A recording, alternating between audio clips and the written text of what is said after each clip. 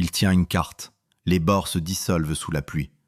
Les tracés du Limes, cette ligne que Rome a mis 3 siècles à bâtir, disparaissent dans l'eau froide du Danube, comme si le fleuve lui-même refusait d'être dessiné.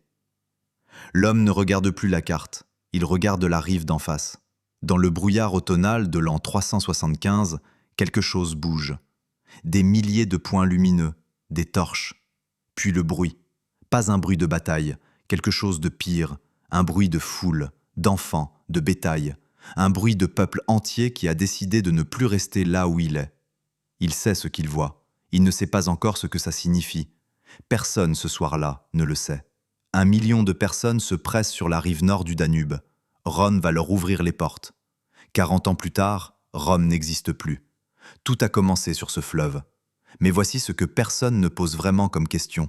Est-ce que Rome a laissé entrer les Goths ou est-ce que le Danube, lui, avait déjà rendu son verdict?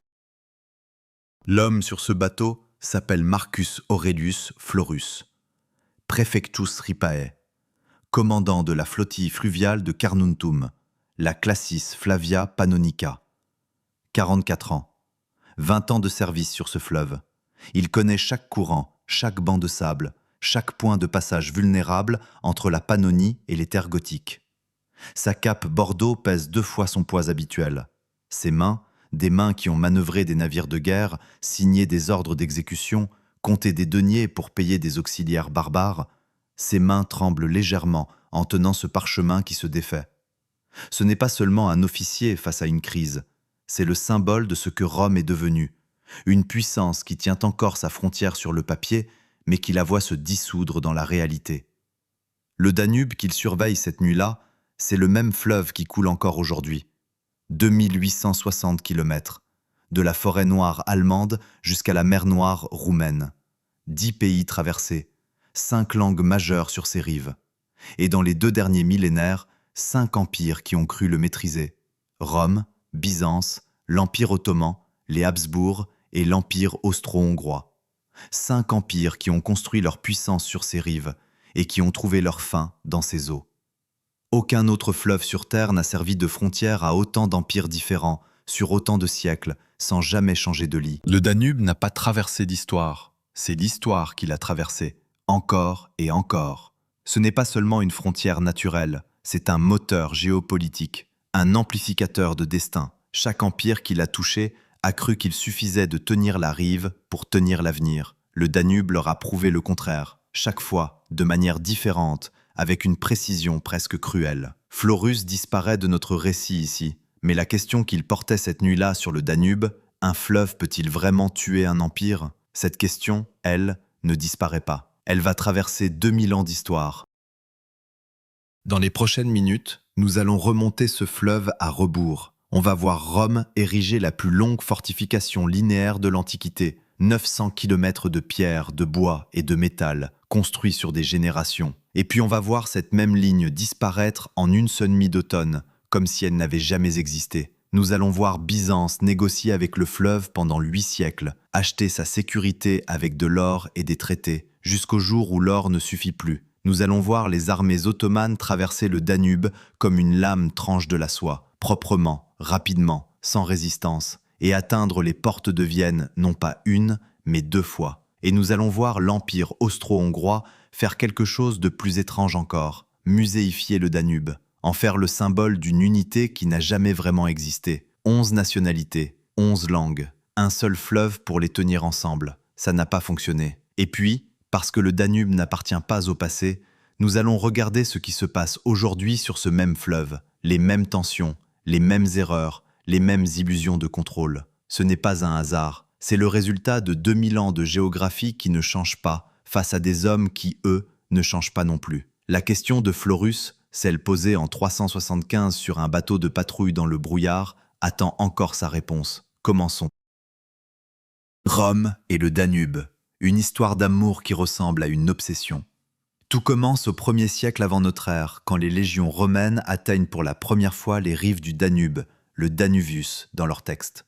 Ce qu'ils trouvent les arrête net, pas une rivière, un obstacle. Large par endroits de plus d'1 kilomètre, courant imprévisible, crue soudaine. Et de l'autre côté, des peuples que Rome n'a jamais vraiment compris, des Daces, des Sarmates, des Germains, qui ne se battent pas comme des Gaulois ou des Grecs, qui disparaissent dans des forêts où les légions s'épuisent et meurent. Auguste, le premier, décide que le Danube sera la frontière, pas parce qu'il est facile à défendre, parce qu'il est là. C'est une réalité géographique non négociable. Ce choix, tenir le Danube ou l'abandonner, va dessiner les frontières de l'Europe, décider quels peuples se mélangent et lesquels restent séparés, et hanter chaque empire qui viendra après Rome pendant 2000 ans. Entre l'an 14 et l'an 100, Rome bâtit le limès danubien, une chaîne de forteresses, de tours de guet, de routes militaires et de navires de patrouille qui s'étire sur près de 900 km. Carnuntum, en Pannonie, là où Florus commande sa flottille, devient une ville-garnison de 50 000 habitants, l'une des plus grandes de l'Empire hors d'Italie. Singidunum, là où Belgrade se dresse aujourd'hui, contrôle le confluent de la Save et du Danube, le point névralgique de toute la défense orientale. Viminacium, Noviodunum, Troesmis, des noms que l'histoire a presque oubliés, mais qui formaient ensemble la colonne vertébrale de l'Empire. À son apogée, sous Trajan, Rome stationne 40 000 soldats sur le seul tronçon danubien, soit un quart de toutes ses légions actives. Ce n'est pas seulement une frontière militaire, c'est une économie entière. Le fleuve transporte du grain pannonien vers Constantinople, du métal dacique vers Rome, des soldats auxiliaires barbares vers toutes les frontières de l'Empire. La Classis Flavia Pannonica, la flottille de Florus, aligne à son apogée plus de 50 navires de guerre et des centaines de bateaux de transport. Le Danube est l'artère principale d'un système circulatoire impérial. Mais un système circulatoire peut aussi transporter une infection. Au IIIe siècle, quelque chose change. Ce n'est pas une invasion, pas encore, c'est une accumulation. Des peuples qui bougent, des hivers plus durs, des rives qui ne tiennent plus aussi bien qu'avant. Les Alamans franchissent le Rhin, les Goths poussent vers le Danube. Rome répond en recrutant de plus en plus de barbares dans ses propres armées, des foederati qui défendent la frontière contre leurs propres cousins, pour un salaire que Rome paie de moins en moins régulièrement. La frontière tient, mais elle tient comme une digue qui absorbe les chocs sans les dissiper. Chaque impact laisse une fissure invisible. Et puis, en 375, quelque chose change. Pas à Rome, pas sur le Danube, beaucoup plus à l'est. Les Huns arrivent des steppes d'Asie centrale. Nous ne savons pas exactement d'où. Nous savons ce qu'ils font. Ils détruisent l'empire ostrogoth en quelques mois. Les Visigoths, les Goths de l'Ouest, voient ce qui arrive. Ils ont un choix simple, être absorbés par les Huns ou traverser le Danube et demander l'asile à Rome. C'est là que Florus et ses hommes voient les torches dans le brouillard. Ce qui se passe ensuite est à la fois humain et catastrophique. Le général romain Lupicinus autorise le passage. Officiellement, par ordre de l'empereur Valens. Officieusement, parce que Rome a besoin de soldats et que les Visigoths représentent un réservoir de recrues considérable. La logique est parfaite, la réalité est désastreuse. Les bateaux romains traversent, puis traversent encore, puis encore. Les estimations varient. Les historiens modernes parlent de 200 000 à 1 million de personnes. Ce qu'on sait avec certitude, c'est que le système d'accueil romain s'effondre immédiatement. Les Goths arrivent affamés. Lupicinus et ses officiers vendent de la nourriture à des prix extorsionnaires, de la viande de chien contre des enfants réduits en esclavage. Les témoignages de l'époque sont explicites sur ce point. Les Visigoths se révoltent en 377. Le 9 août 378, à Andrinople, aujourd'hui Édirne, en Turquie, ils affrontent l'armée romaine d'Orient. L'empereur Valens est présent. Il décide d'attaquer avant d'attendre les renforts occidentaux. En moins de 3 heures, les 2/3 de l'armée romaine d'Orient sont détruits. Valens meurt sur le champ de bataille, le seul empereur romain à mourir ainsi depuis Dèce en 251. 20 000 soldats romains tués en une après-midi, ce n'est pas seulement une bataille, c'est la preuve que Rome ne peut plus défendre ses propres frontières avec ses propres soldats. Après Andrinople, Rome ne redevient jamais ce qu'elle était. Les Visigoths obtiennent le statut de foederati, des alliés autonomes sur sol romain. Le principe est simple et fatal. Rome admet qu'elle ne peut plus contrôler ce qui se passe à l'intérieur de ses propres frontières. En 410, Alaric, un chef wisigoth qui avait servi dans l'armée romaine, saccage Rome. En 476, Romulus Augustule, le dernier empereur d'Occident, est déposé. Tout ça avait commencé sur le Danube, avec une carte qui se dissolvait sous la pluie, avec 1 million de torches dans le brouillard. Mais le Danube n'avait pas fini. Rome tombe. Le Danube coule. C'est la première leçon du fleuve. Il ne prend pas de vacances entre les empires. À l'est, Constantinople survit. Ce que nous appelons Byzance, l'empire romain d'Orient, hérite du Danube comme d'un problème non résolu. Et Byzance, contrairement à Rome, ne cherche pas à dominer le fleuve, elle cherche à le gérer. Et cette différence change tout. Byzance ne gère pas le Danube comme Rome le gérait, elle ne cherche pas à le dominer, elle cherche à composer avec lui. Pendant 8 siècles, du 5e au 13e siècle, Byzance développe une politique danubienne qui n'a aucun équivalent dans l'histoire antique. Elle achète la paix, littéralement. Des traités avec les Bulgares au 7e siècle, des paiements annuels aux Péchénègues au 10e siècle, des concessions territoriales aux Koumanes au 11e. L'historien byzantin Jean Skilitzès décrit vers 1057 comment l'Empire verse chaque année 200 livres d'or aux chefs nomades de la rive nord pour maintenir la navigation commerciale ouverte sur le Danube. Ce n'est pas de la faiblesse, c'est de la comptabilité géopolitique. Byzance comprend quelque chose que Rome n'a jamais vraiment accepté. Le Danube n'est pas une frontière à défendre, c'est une interface à administrer. Un espace de transaction permanent entre deux mondes qui ne se ressemblent pas et ne se ressembleront jamais. Mais une interface peut être court-circuitée. En 1018, l'empereur Basile II, le Bulgaroctone, le tueur de Bulgares, écrase l'empire bulgare et ramène le Danube entier sous contrôle byzantin. Pour la première fois depuis Rome, une puissance unique contrôle les deux rives de l'intégralité du fleuve. Basile fait aveugler 15 000 prisonniers bulgares, il en laisse 1 sur 100 avec un œil pour guider les autres jusqu'au tsar Samuel. Samuel meurt en voyant ses hommes. C'est peut-être le moment de contrôle absolu le plus brutal de l'histoire danubienne. Il dure moins d'1 siècle. Après Basile, Byzance se fragmente lentement. Les Koumanes reprennent les rives nord. Le second empire bulgare se reconstitue en 1185. Et en 1204, la 4e croisade, des armées chrétiennes occidentales, saccage Constantinople. Byzance ne se remet jamais vraiment de ce coup. Elle survit, diminuée, jusqu'en 1453. Mais le Danube, lui, a déjà changé de main. Parce qu'à l'est, quelque chose de nouveau arrive, l'Empire ottoman. Si Rome craignait le Danube, si Byzance le négociait, les Ottomans, eux, le traversent comme une lame tranche de la soie, proprement, rapidement, sans hésitation. En 1396, à Nicopolis, aujourd'hui en Bulgarie, sur la rive droite du Danube, le sultan Bajazet Ier écrase une croisade européenne de 60 000 hommes. La bataille dure quelques heures. Les chevaliers français, bourguignons et hongrois, qui pensaient repousser les Ottomans vers l'Est, sont capturés par milliers. Bajazet fait exécuter la majorité des prisonniers le lendemain matin. Il en libère quelques-uns contre rançon, pour financer ses prochaines campagnes. Nicopolis est le moment où l'Europe comprend que le Danube n'est plus une barrière contre l'Est, c'est une autoroute vers l'Ouest. Les Ottomans le confirment en 1521, quand Soliman le Magnifique prend Belgrade, Singidunum, l'ancienne forteresse romaine, après un siège de 3 semaines. La clé du Danube central est perdue. En 1529, Soliman est devant Vienne, la capitale des Habsbourg, le cœur de l'Europe centrale. Ses armées ont remonté le Danube depuis Constantinople, 1400 km en quelques mois, avec une logistique que les historiens modernes comparent aux campagnes napoléoniennes. Vienne tient, mais de justesse, et surtout à cause des pluies d'automne qui enlisent l'artillerie ottomane, une ironie que le Danube lui-même semble avoir orchestrée. En 1683, les Ottomans reviennent. 150 000 hommes sous Kara Mustafa Pacha assiègent Vienne pendant 2 mois.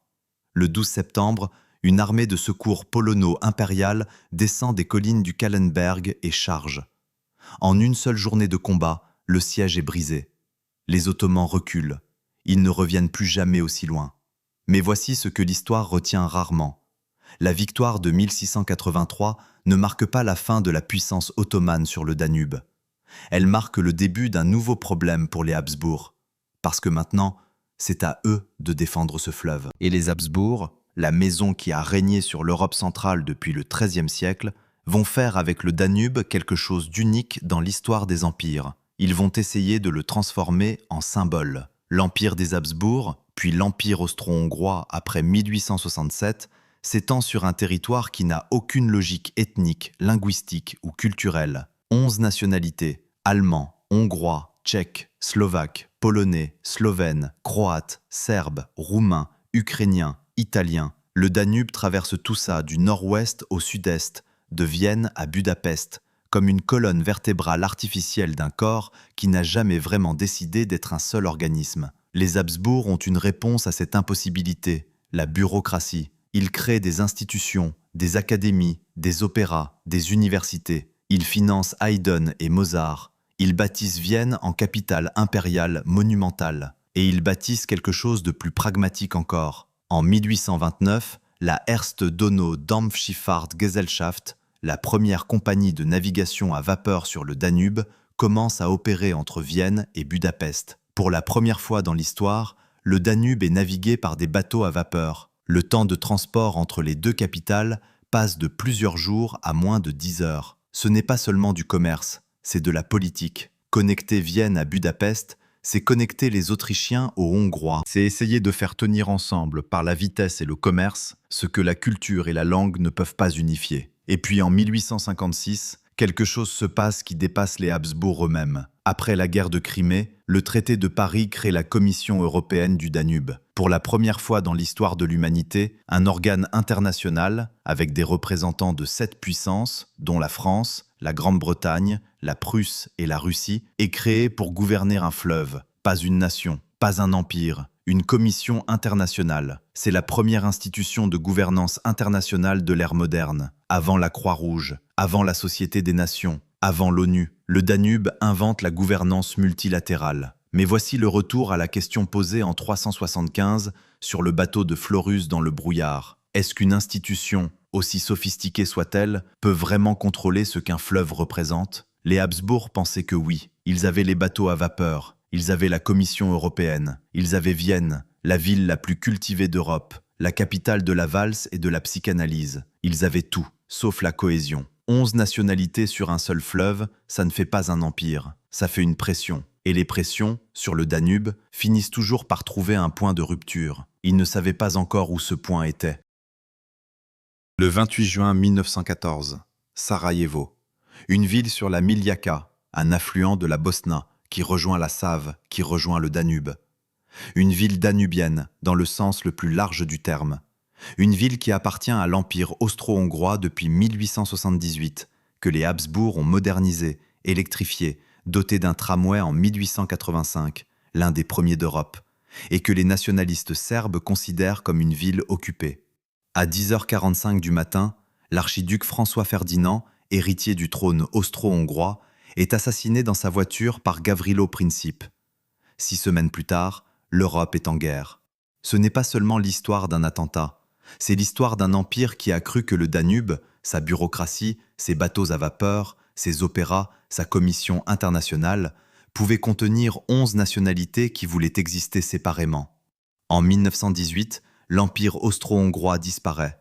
Il est remplacé par 7 États successeurs, 7 pays là où il y en avait un. Le Danube ne change pas de cours.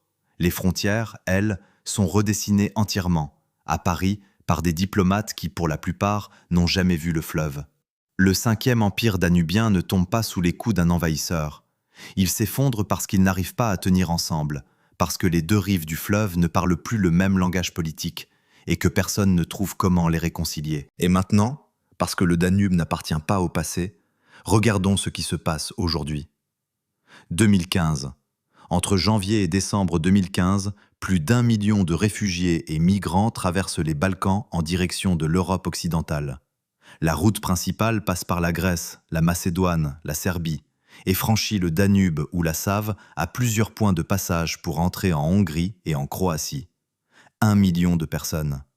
Le même chiffre que les Visigoths en 376. La Hongrie construit une clôture de 175 km sur sa frontière avec la Serbie, précisément là où le limès romain se trouvait 16 siècles plus tôt. En septembre 2015, le Premier ministre Viktor Orban déclare que les migrants représentent une menace pour les racines chrétiennes de l'Europe. L'Autriche suspend temporairement l'accord de Schengen. L'Allemagne accueille 890 000 demandeurs d'asile en une seule année. L'Union européenne, qui utilise depuis 2011 la stratégie de l'Union européenne pour la région du Danube, un programme de coopération entre 14 pays, se fracture sur la question migratoire avec une rapidité qui rappelle la fracture austro-hongroise de 1914. Les mêmes lignes de faille, les mêmes tensions entre l'Est et l'Ouest, entre ceux qui veulent partager et ceux qui veulent se fermer. Le couloir du Danube, que Bruxelles présente comme un axe de coopération économique, environnementale et culturelle entre l'Allemagne, l'Autriche, la Slovaquie, la Hongrie, la Croatie, la Serbie, la Bulgarie et la Roumanie, ce même couloir devient en 2015 le chemin que des familles syriennes, afghanes et irakiennes parcourent à pied, dans la boue, avec des enfants sur les épaules. Ce n'est pas une métaphore, c'est une réalité géographique non négociable. Le Danube canalise les flux humains aujourd'hui exactement comme il les canalisait en 376. Pas parce que les hommes sont stupides, parce que la géographie ne change pas. Les montagnes des Balkans sont là où elles étaient. Le fleuve coule où il a toujours coulé. Et les gens qui fuient une catastrophe prennent le chemin le plus praticable, qui est, depuis 2000 ans, le même chemin. En 2022, après l'invasion russe de l'Ukraine, le Danube devient à nouveau une frontière militaire. La Roumanie, membre de l'OTAN, surveille la rive sud avec des radars et des drones. En face, l'Ukraine. Et au-delà, la Russie.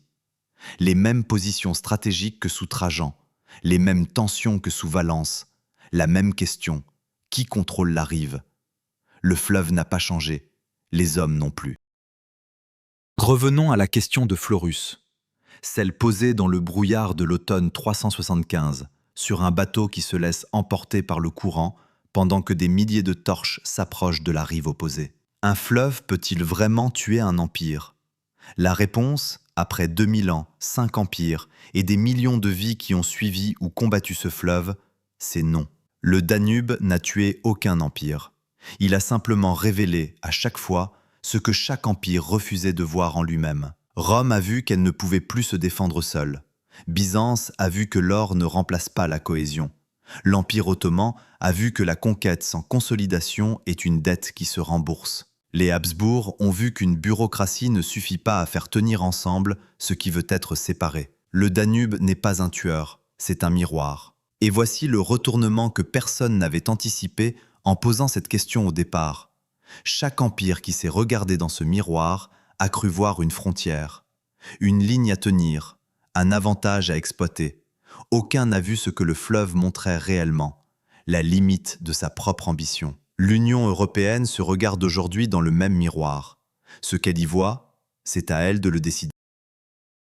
Si cette question vous a traversé l'esprit, si quelque chose dans cette histoire vous a arrêté, alors vous savez déjà pourquoi ce canal existe. Empire de l'éternité, c'est l'histoire des puissances qui ont cru durer éternellement. Chaque semaine un empire, chaque semaine une question que le présent n'a pas encore résolue. Abonnez-vous pour ne pas manquer le prochain épisode, et si vous pensez à quelqu'un qui regarde encore les fleuves comme de simples frontières, partagez cette vidéo avec lui. Le Danube coule encore.